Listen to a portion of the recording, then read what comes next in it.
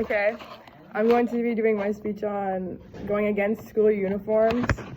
So school uniforms has been a much talked about topic. School uniforms may be okay for private schools, but some people say they aren't good for public schools. Eliminating school uniforms will create a more positive learning environment. It can bring individuality and self-expression to many students. There are several known problems for school uniforms. School uniforms can affect the way students look and view themselves, which causes a lack of individuality and confidence. With school uniforms, there is no way to be able to express yourself with clothing or accessories.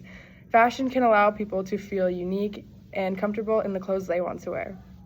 Uniforms take away creativity and personality. It also can take away the ability to use clothing as means of expressing support for social causes.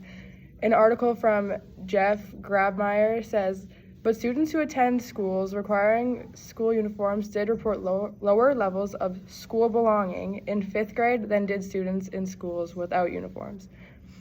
Their clothing shows who they are. It is not fair to the students who have to get their creativity stripped away from them. Some people think that school uniforms are more affordable than everyday clothes. That is not true. An article from Denzi Marie says some families complain about the financial burden of purchasing uniforms in addition to their kids' other clothing. It can be difficult for their families to buy all the outfits as they cannot afford it.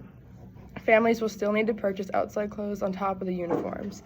Adding up the costs of the uniforms to the expenses of outside clothes can create financial distress.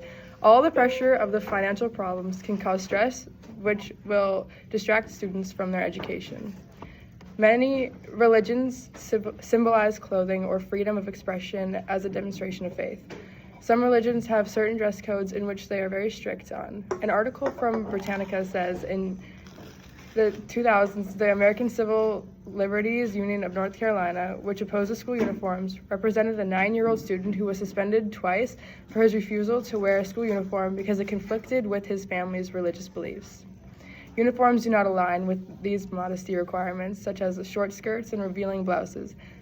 It can create conflict with students that prefer more conservative attire. Forcing uniforms upon them can violate their understanding in modesty, which can be seen as a violation of their religious freedom and create an emotional and spiritual burden.